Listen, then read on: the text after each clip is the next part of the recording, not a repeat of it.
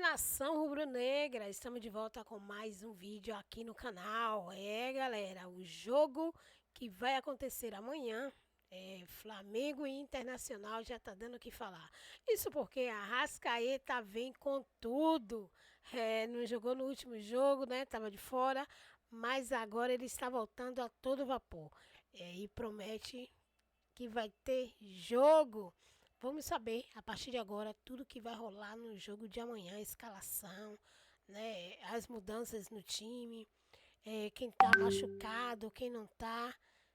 Tudo isso vamos saber a partir de agora com ele, o Renato Maurício Prado, deixando aí os créditos para o canal do Renato Maurício Prado, que está trazendo todas as novidades do Mengão, direto do Ninho do Urubu, isso mesmo, para esse confronto de amanhã no Brasileirão, Flamengo e Internacional.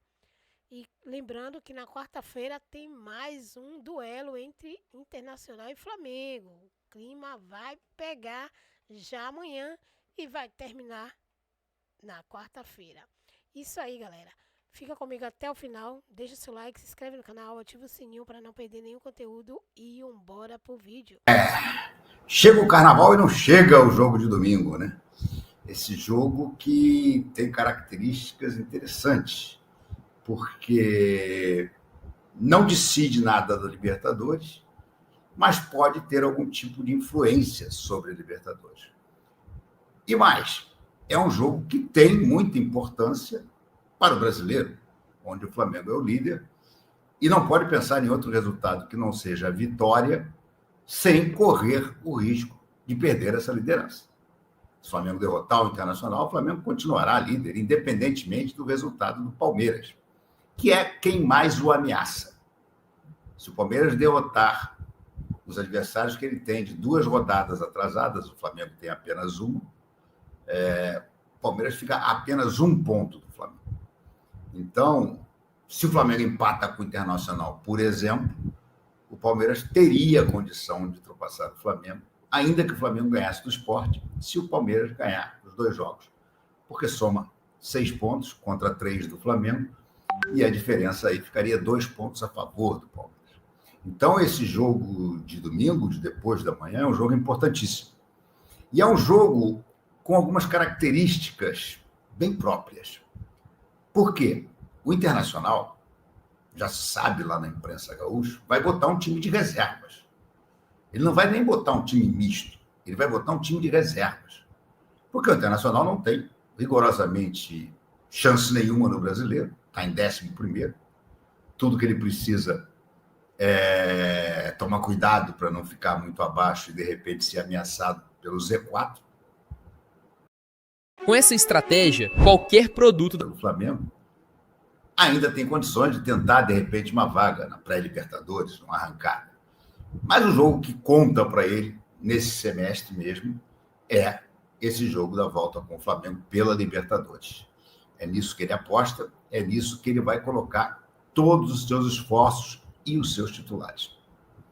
Aí a gente pode raciocinar assim, mas um time reserva, aí facilita para o Flamengo. O Flamengo pode ganhar sem grandes sustos desse time reserva. Não é bem assim. Claro que é mais fácil você enfrentar um time de reserva do que você enfrentar um time de titulares. Mas o time de reservas do Internacional, por exemplo, também estou me baseando em informações que vêm lá da imprensa do Rio Grande do Sul, deve ter uma dupla de ataque bastante insinuante, né? Borré e Ené Valencia. Os 2 não estão na ponta dos cascos. Se estivessem, pelo menos um deles ia ser titular. E nenhum dos 2 estão sendo barrados pelo garoto. Como é que é o nome dele mesmo? Richard Martins, Ricardo Martins, uma coisa qualquer assim. Um garoto grandão, um varapau. Mas se você imaginar um time reserva do Inter com essa dupla de Borré e de Ené Valencia, é um ataque perigoso. E outros jogadores que o Inter tem, claro, não vai ser igual ao titular, mas geralmente essa coisa de jogar contra time reserva complica mais do que deveria. E o Flamengo, repito, não pode nem pensar em se complicar nesse jogo. Fora isso, claro, um perigo do Flamengo, de repente, perder algum titular nesse jogo de domingo, que seria desfalque no jogo da quarta-feira. Não acredito que o Inter vá fazer isso, mas alguns torcedores acelerados, por exemplo, já começam a espalhar pelas redes sociais uma teoria louca de que o Internacional devia entrar com seu time de reserva, com jogadores fortes, parrudos, e nem tão preocupados em ganhar a partida, mas sim em tirar do jogo de quarta-feira alguns titulares do Flamengo. Na porrada. É importantíssimo que esse juiz, que vai apitar o jogo, que eu confesso a vocês que eu não sei ainda qual é, tenha muito critério. E na primeira evidência de que os caras vão entrar para machucar, bote na rua. É o mínimo que eu espero. E por isso mesmo, por todas essas circunstâncias, pelo fato de ser o jogo que antecede a decisão da vaga da Libertadores, acaba tendo nuances bem interessantes. Não sei qual vai ser a escalação do Felipe Luiz, não sei exatamente o que ele pretende fazer nesse jogo, porque eu acho que o normal não houvesse aquela neura de não pode poupar no Brasileiro.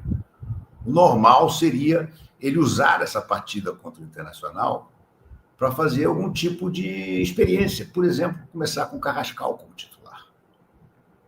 Mas não acredito que isso vai acontecer. Vai o Arrascaeta certamente jogar os dois jogos. Arrascaeta, que, aliás, deu uma entrevista, uma boa entrevista hoje, lá no Ninho do Urubu, que eu vou mostrar aqui, e nós vamos conversar sobre ela. Mas eu gostaria de ver Carrascal, eu gostaria de ver De La Cruz. De La Cruz, a menos que de hoje para amanhã sinta algo, está liberado para jogar.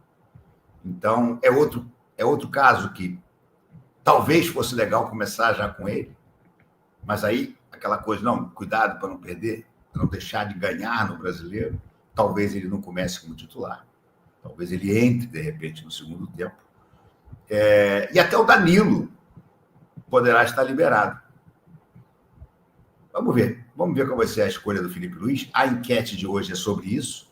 Se você acha que o Felipe Luiz deve poupar alguém dos titulares para o jogo com o Inter, sim ou não, no máximo 2 ou 3, e misto frio. Se alguém acha que o jogo importante é realmente da Libertadores, então que se bote um misto frio para jogar contra o Internacional no próximo domingo. O que não falta é assunto para a gente conversar aqui. Eu vou começar, então, rodando como de hábito o vídeo da Absoluta e seguindo ver a de ontem, né? Ver hoje, de repente, já que você ontem estava viajando, fez questão de mandar um superchat, mas avisando que não poderia ver a live porque você estava viajando e agora você está em Salvador. O Cleiton Ferreira me pergunta: boa noite, Renata. Você acha que o Flamengo deve renovar com a Arrascaeta? E RMP, você é a voz do torcedor.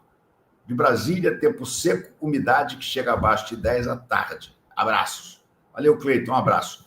Eu acho que o Arrascaeta é um caso que o Flamengo deve deixar para estudar no ano que vem. Início do ano que vem. Vamos ver como é que ele acaba a temporada. Eu acho fundamental para você renovar com o Arrascaeta você acabar de ver como é que vai ser a temporada dele. A temporada dele não é ruim. Não é espetacular também. Não é o Arrascaeta de outros tempos. Aquele jogador que era um maestro no meio-campo. Ele agora joga cada vez mais perto da área, tem feito gols, é o artilheiro do Flamengo na temporada até agora, mas há momentos em que fica meio sumido do jogo. Já tem mais de 30 anos de idade, convive com alguns probleminhas físicos, musculares. Então, eu esperaria, eu não trataria dessa renovação até o final da temporada. Dependendo de como ele terminasse a temporada, aí você avalia e você senta e conversa com ele. Eu acho que, de uma maneira geral, deveria renovar, mas talvez não pelo tempo que ele quer, né? O Arrascaeta, isso é uma coisa normal entre jogadores que vão ficando mais velhos. Eles começam a querer contratos mais longos. O Arrascaeta já disse que, por ele se aposentaria no Flamengo. Ele adora jogar aqui, adora o Rio de Janeiro, adora tudo. A gente vai ver ele falando isso na entrevista, quando eu reproduzir a entrevista. Mas você renovar com um jogador como o Arrascaeta, que tem um declínio físico natural da idade, e enfrenta problemas com uma certa regularidade, por 3 anos, por exemplo, eu acho que é muito arriscado. Você corre o risco de, no último ano, você ter um jogador que já não é mais útil e que está com um salário altíssimo. Enfim, mas acho que qualquer decisão só deve ser tomada ao final da temporada. Luciano Barreiro. Boa noite, RMP. Minha escalação para domingo. Rossi, Varela, Ortiz, Danilo e Vinha. Acho que o Danilo ainda não vai estar pronto para ser titular, viu? Eu acho que ele vai para o banco. E aí, se o Felipe Luiz quiser, talvez ele possa jogar no jogo da Libertadores. Mas aí, será que o Felipe Luiz vai querer tirar o Léo Pereira desse jogo? Acho difícil. Everton Araújo, Jorginho e Arrascaeta, Samuel Lino, Pedro e Wallace. O que eu acho? Acho muito boa. Acho muito boa a tua escalação. Só acho que, a menos que o Léo Pereira esteja sentindo algo, o Felipe não vai correr o risco de tirar o Léo Pereira no momento em que o Danilo está voltando. Né? O Danilo está voltando. Acho que vai ficar no banco. Talvez... Sabe o que eu acho que esse jogo de hoje, o Flamengo devia raciocinar para fazer? É o seguinte, entrar queimando, fazer os gols necessários, não apenas um, no período de pressão, e depois, no segundo tempo, já com uma vantagem boa no placar, começar a substituir os caras que precisam estar 100% no jogo de quarta-feira. Aí você pode tirar o Arrascaeta e botar o Carrascal, você pode tirar o Léo Pereira, o Léo Ortiz, o que estiver mais cansado, e botar o Danilo. E por aí vai. Entendeu? Mas eu gosto da tua escalação. E eu tenho quase certeza que o Pedro vai ser titular contra o Internacional. O Bruno Henrique fez até o gol da vitória, né? E surpreendeu muita gente, inclusive a mim. Eu não esperava, não vinha fazendo gol nenhum. De repente ele faz o gol da vitória. Mas eu acho que ele vai ficar no banco nesse jogo. Acredito que talvez jogue no segundo jogo de titular. Mas eu acho que realmente joga o Pedro como titular nesse jogo de domingo. Aliás, sobre o Bruno Henrique, eu quero aproveitar e fazer um pequeno comentário aqui. Eu acho engraçado como é que surgem umas indignações do nada. Do nada. Claro que sempre diante de rubro-negros. Né? Mas o Bruno Henrique não devia nem estar jogando. Como é que ele está jogando e ainda faz o gol da vitória? Isso é um absurdo. Só porque é o Flamengo que pressiona os órgãos todos. Porra. Amigos, o Paquetá, que acabou de ser absolvido, diga-se de passagem, jogou um ano inteiro. Acho até que mais de um ano, hein? Acho que o negócio foi meio que na metade da temporada anterior. Mas pelo menos uma temporada inteira, eu tenho certeza que ele jogou, sendo julgado. Você não tem que punir e tirar um jogador enquanto ele não for julgado e condenado. O Bruno Henrique não matou ninguém. O Bruno Henrique, a liberdade do Bruno Henrique não ameaça em nada a sociedade. Então, o Bruno Henrique, enquanto não for julgado e, eventualmente, se for condenado, ele tem todo o direito de estar jogando e o Flamengo descalando. Mas aí é aquela história, né? É impressionante. Sempre que o Flamengo ameaça, começam a surgir as teorias mais escalafobéticas. O Bruno Henrique não deveria estar jogando. Por quê? Se o cara ainda não foi julgado. Em que país nós estamos? Em que você condena antes do julgamento. O julgamento já deveria ter acontecido. O Paquetá demorou um ano inteiro, para que houvesse o julgamento. Porque essas coisas são complicadas de julgar. Não é tão preto no branco como a gente acha às vezes. Está na cara que o Bruno Henrique... Ok, mas tem que julgar, tem que considerar as provas, tem que ouvir todo mundo. Granvas, é verdade que dá... E não se indignam. com outras coisas, como para mim é muito mais grave. O Thiago Maia está jogando sem que o Flamengo tenha recebido sequer R$1 por ele. Isso é uma esculhambação inadmissível. Inadmissível. Você não pode deixar de pagar um jogador por tanto tempo. E aí, na transmissão, por exemplo, Luiz Roberto disse que ele pagou algumas, deixou... Não. Até mandei zap para ele, filho, não se corrigir. O Internacional não pagou nem sequer uma parcela do Thiago Maia. O Thiago Maia está jogando no Internacional sem que o Flamengo tenha recebido um tostão. Cagada do senhor Marcos Braz. Cagada do senhor Bruno Spindel, que emprestam um jogador e não pedem pelo menos a primeira parcela antecipada. Não, você paga quando você puder. E aí paga quando você puder, acontece situações bizarras, como, por exemplo, o Internacional ia vendendo o Thiago Maia para o Santos com lucro. O Thiago Maia foi vendido para o Internacional por 4 milhões de euros, que não foram pagos. Nada. E o Internacional ia vender para o Santos por 6. E ia passar para o Santos a dívida que ele tinha com o Flamengo. E o Santos, obviamente, não ia pagar também. Aí, pelo menos agora, com a diretoria do BAP, o Flamengo disse, não autorizo. Só autorizo a transferência do jogador se você me pagar. Eu não autorizo que você passe a dívida para um outro clube, que pode continuar me dando calote, como provavelmente iria dar.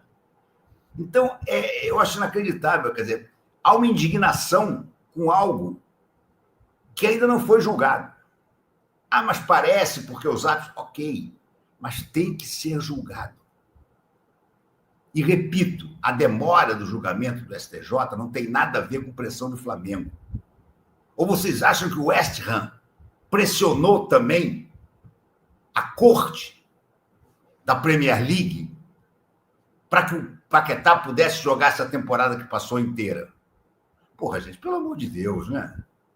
Pelo amor de Deus. Tem raiva do Flamengo? Desconta com argumentos, pelo menos, lógicos.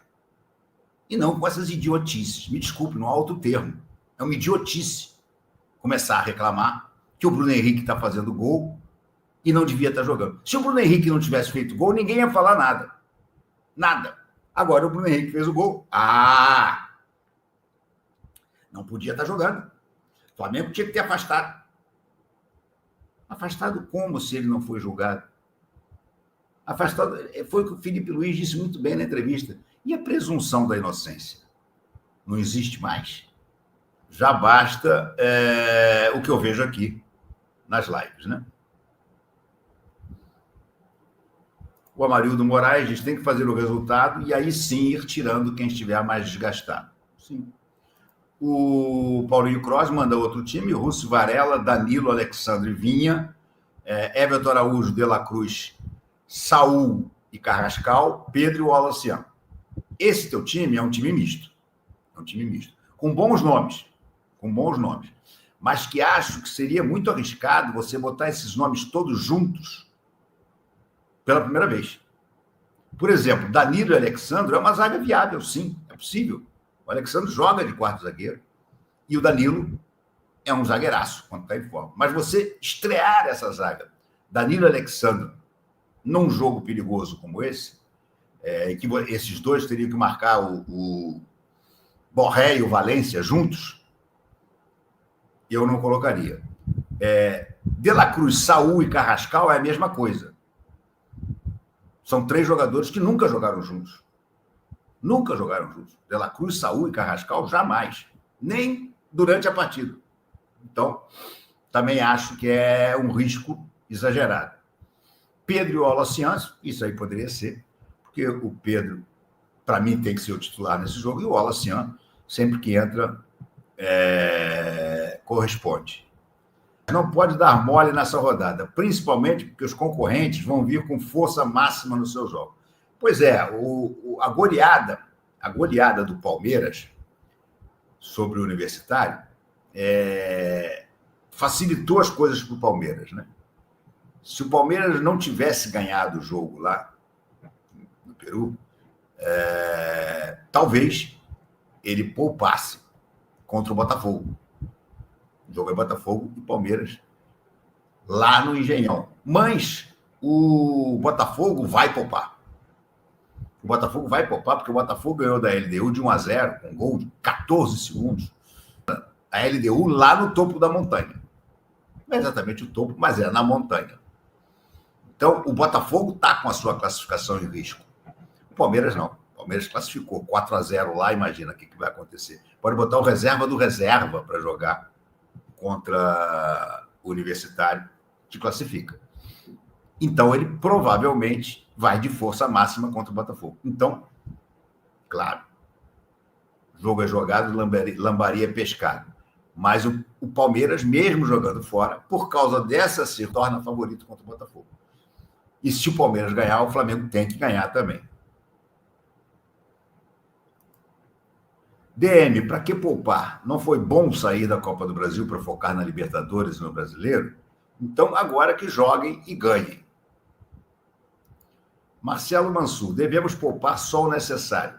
A vitória condiciona muito para quarta-feira. Assim como... Aí você parou a massagem.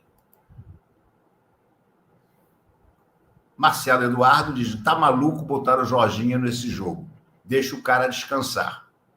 Tem que ver como é que